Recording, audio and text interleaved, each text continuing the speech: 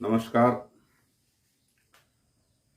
हमारे पिछले सेशन में हमने बजट पर कुछ जिक्र किया था, बजट पर चर्चा की थी और आप सब ने उसे बहुत सराहा, बहुत चाहा। इसके लिए आप सबों का धन्यवाद। बजट के दूसरे सत्र में हम आगे बढ़ते हैं, चर्चा करते हैं। हमने यह भी देखा था कि वर्ष 2017 से 18 से 17-18 वर्ष 2017-18 से बजट में कुछ अमूलचूल परिवर्तन हुए जो मार्केबल चेंजेस है, आपको भी जाननी चाहिए। पहला कि 2017-18 से जो बजट तिथि है भारत की 28 फरवरी से 1 फरवरी कर दिया गया। दूसरा जो परिवर्तन था वह यह था कि रेल बजट को आम बजट में शामिल कर दिया गया। और तीसरा परिवर्तन जो था, योजना मद और गैर योजना मद उसको हटाकर उसके स्थान पर स्कीम मद और गैर स्कीम या नॉन स्कीम मद ले आया गया। तो चेंजेज हमेशा एनडीए सरकार में बजट में के समय में को लेकर हुआ है। जब अटल बिहारी वाजपेयी जी की सरकार थी तो 1999 में भी बजट के समय में परिवर्तन हुआ था। पहले जो बजट जो प्रस्तुत किया जाता था वो 5 बजे शाम में प्रस्तुत किया जाता था, जिसे उस समय हमारे जो वित्त मंत्री थे माननीय यशवंत सिन्हा जी, उन्होंने क्या कर दिया, 11 बजे कर दिया था। तब से बजट अब 11 बजे प्रस्तुत किया जाने लगा है। तो चलिए देखते हैं हम बजट।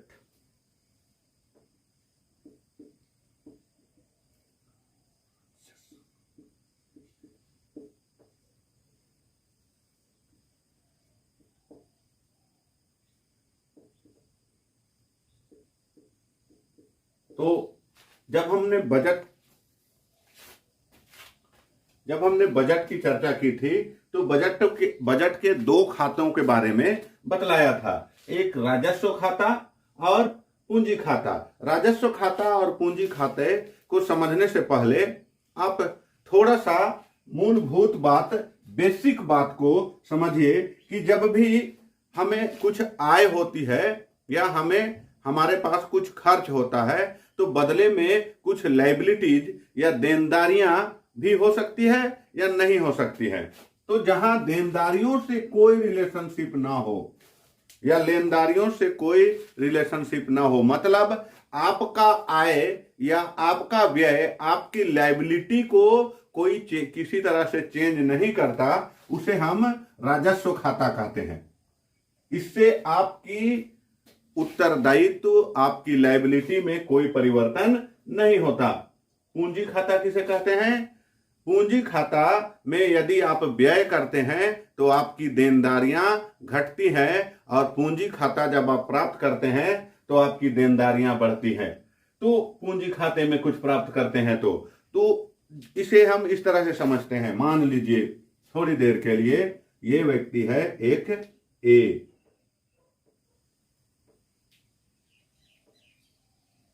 अभी इसका जो देनदारी लेनदारी या इसका अकाउंट जो भी है नील है। मान लेते हैं कि इसके पास ये एक व्यक्ति है बी। यदि बी से इसने 1000 रुपये ऋण के रूप में प्राप्त किया,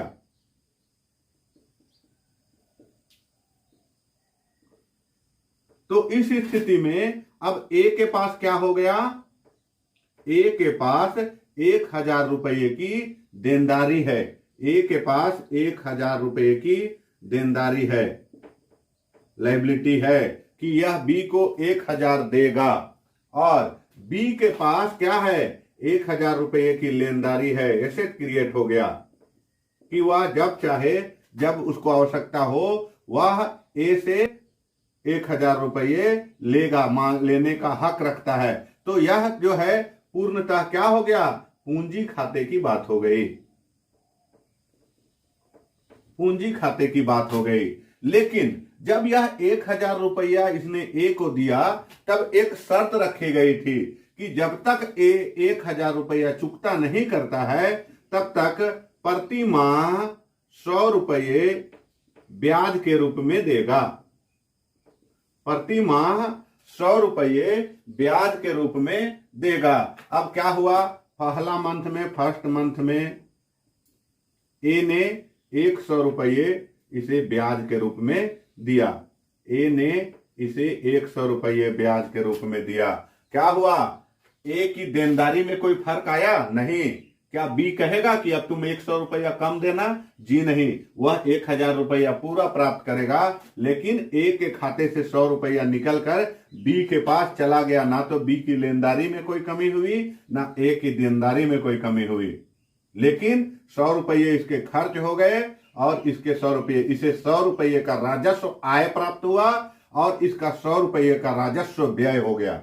दूसरे मंथ में क्या हुआ, सेकेंड मंथ में फिर 100 रुपये इसने बी को दे दिए।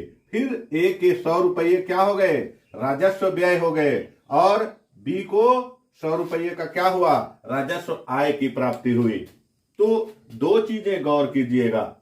पहला कि जिस आय या व्यय से आपकी लेनदारी या देनदारी में कोई फर्क पड़ता है वह आपका पूंजी खाता है, और जिस आय और व्यय से आपके एसेट और लायबिलिटी में कोई चेंजेस नहीं आते वह रेवेन्यू अकाउंट राजस्व खाते में जाता है।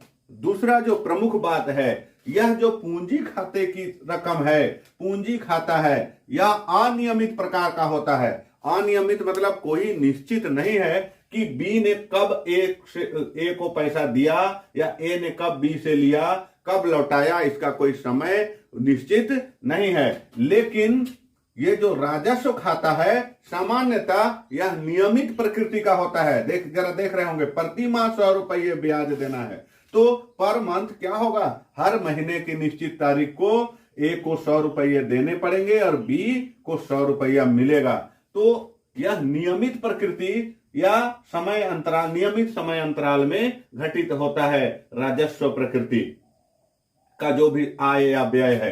तो मेरे विचार से अब आपको यह बात बिल्कुल अच्छी तरह समझ में आ गई होगी कि राजस्व खाता क्या है और पूंजी खाता क्या है। आगे चलते हैं हम राजस्व खाते में। राजस्व खाते के दो अंग, राजस्व व्यय और राजस्व आय। राजस्व व्यय, रेवेन्यू एक्सपेंडिचर। रेवेन्यू एक्सपेंडिचर की अगर हम बात करें तो राजस्व व्यय वह व्यय है जिससे सरकार के कोष में कमी होती है मगर उसके देनदारियों में कोई कमी नहीं होती। सरकार के कोष में तो कमी हो जाती है, कोष में कमी हो जाती है, मगर देनदारियां क्या होती है, स्थिर रहती है। लायबिलिटी में कोई कमी नहीं होती। अभी मैंने चर्चा किया था कि सरकार अगर ब्याज का भुगतान कर रही है, अब आगे हम बढ़ेंगे कि कहां कहां रेवेन्यू एक्सपेंडिचर हो सकता है। और ठीक उसी तरह राजस्व व्यय क्या होता है, जहां कोष में तो वृद्धि हो जाए, कोष में वृद्धि हो जाए मगर देनदारियां और लेनदारियां फिर भी स्थिर रहेगी।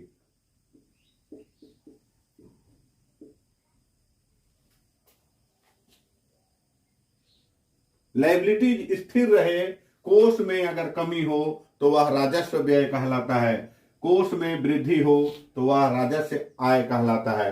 पूंजीगत व्यय की बात करें, यदि कोष में वृद्धि हो रही है तो देनदारियां भी बढ़ेगी और कोष में कमी हो रही है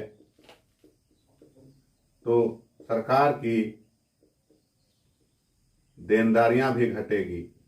कहीं ना कहीं सरकार अगर, तो आप बतलाएं कि यदि सरकार किसी ऋण के मूलधन को चुकता कर रही है तो वह पूंजीगत खाते में होगा या राजस्व खाते में, कमेंट बॉक्स में जरूर बतलाएंगे। हम बात करते हैं राजस्व आय की। राजस्व आय पुनः दो प्रकार के, एक कर राजस्व, एक गैर कर राजस्व। अगर बात करें कर राजस्व की, टैक्स रेवेन्यू, तो इसमें दो तरह के कर होते हैं, प्रत्यक्ष कर एवं अप्रत्यक्ष कर।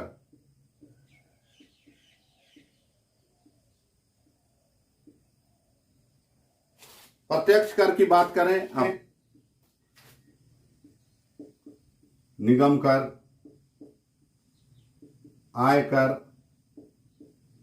मैट या प्रत्यक्ष कर हुआ। अप्रत्यक्ष कर जीएसटी। गैर कर राजस्व की बात अगर हम करें, गैर कर राजस्व की बात करें तो कहीं से ब्याज की प्राप्ति हो रही है, कहीं से सरकारी आय प्राप्त हो रही है, सरकारी विनियम, सरकार के निर्माण, सरकार के उद्योग धंधे इत्यादि से यदि सरकार को आय प्राप्त हो रही है तो वह क्या है, गैर कर राजस्व में शामिल होगा। इसके अलावा यदि कहीं से लाभ या लाभांश की प्राप्ति हो रही है, लाभ या लाभांश की प्राप्ति हो रही है, कहीं निवेश से आय हो रही है, तो वह सब गैर कर राजस्व के अंतर्गत आएगा। चलिए अब बात करते हैं हम राजस्व व्यय की। राजस्व व्यय की बात करें तो इसमें दो तरह के व्यय मैंने कल बतलाया था, स्कीम एवं गैर स्कीम।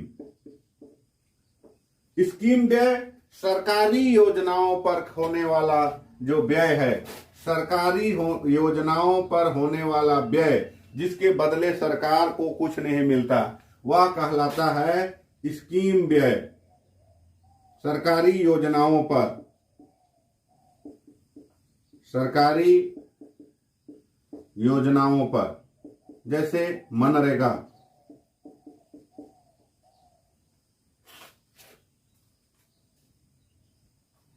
गैर स्कीम सरकार की योजना के अतिरिक्त जो खर्च होते हैं, व्यय किए जाते हैं, जैसे ब्याज का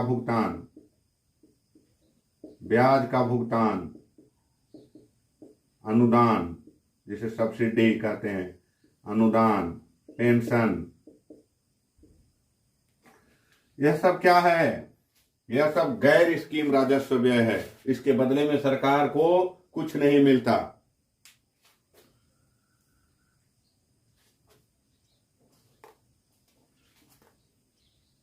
सब्सिडी,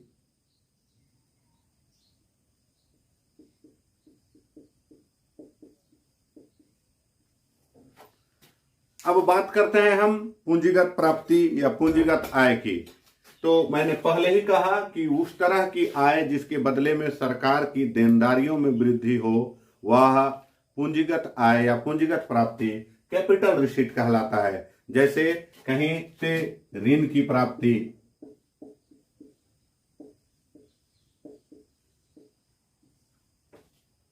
अन्य पूंजी प्राप्ति,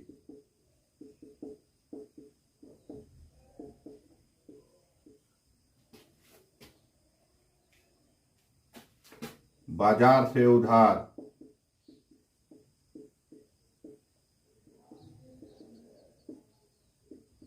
अन्य देयताएं। ठीक उसी तरह बात करते हैं हम पूंजीगत व्यय की। पूंजीगत व्यय मैंने पहले ही बताया, व्यय को सरकार ने दो हिस्से में बांटा है, स्कीम व्यय और गैर स्कीम व्यय। तो सरकार की योजना के अंतर्गत अगर कोई व्यय होता है तो वह स्कीम व्यय कहलाता है, जबकि योजना से अलग अगर कोई व्यय हुआ तो वह गैर स्कीम व्यय में होगा। यदि सरकार ने कहीं एक अस्पताल बनवा दिया, क्या किया, कौन सा व्यय होगा, यह कौन सा व्यय होगा? एक अस्पताल को बनाने में किया गया व्यय पूंजीगत व्यय है। क्यों? क्योंकि बदले में इस सरकार को एक बिल्डिंग, एक इंफ्रास्ट्रक्चर, एक अस्पताल बनकर मिलेगा, तो सरकार के पास एक एसेट क्रिएट होगा, लेकिन उसमें इलाज में होने वाले निःशुल्क, गरीबों के निःशुल्क इलाज में होने वाले जो खर्च हैं वह क्या होगा, वह विशुद्ध राजस्व व्यय होगा। बजट के दोनों खातों की जानकारी के बाद, जैसा कि मैंने आपसे वादा किया है कि बजट सेक्शन से आपका एक भी प्रश्न छूटने वाला नहीं है, तो आगे हम बजट के घाटों को देखेंगे, डेफिसिट को देखेंगे, कितने प्रकार के डेफिसिट हैं, किस तरह के इन डेफिसिट में क्या होता है, इन घाटों में क्या होता है, इस पर विस्तार से चर्चा करेंगे। बने रहिए आप मेरे साथ। हमारे अगले वीडियो में हम चर्चा करेंगे बजट घाटा क्या होता है, बजट में राजस्व घाटा, रेवेन्यू डेफिसिट क्या है, राजकोषीय घाटा किसे कहते हैं, प्राइमरी डेफिसिट या प्राथमिक घाटा क्या है, प्रभावी राजस्व घाटा किसे कहते हैं, संरचनात्मक घाटा क्या है, मौद्रिक घाटा क्या है, द्वैत घाटा क्या होता है, या राजकोषीय गर्त जिसे हम फिस्कल ड्रैग कहते हैं, फिस्कल ड्रैग की स्थिति क्या होती है। तो एकदम इत्मीनान से आप वीडियो को देखिए, आप प्रश्न देखिए। वीडियो के लास्ट के जब बजट सेशन हमारा समाप्त हो जाएगा तो हम बजट से ऑब्जेक्टिव क्वेश्चन आंसर भी करने वाले हैं कि हमें पता चले कि हमारी तैयारी किस स्थिति में किस ओर जा रही है। तो दोस्तों, आज के सेशन में बस इतना ही। यदि आपने अभी तक मेरे चैनल को लाइक और सब्सक्राइब नहीं किया है तो प्लीज इसे लाइक और सब्सक्राइब करें, अपने दोस्तों से शेयर करें ताकि सभी को लाभ मिल सके। धन्यवाद।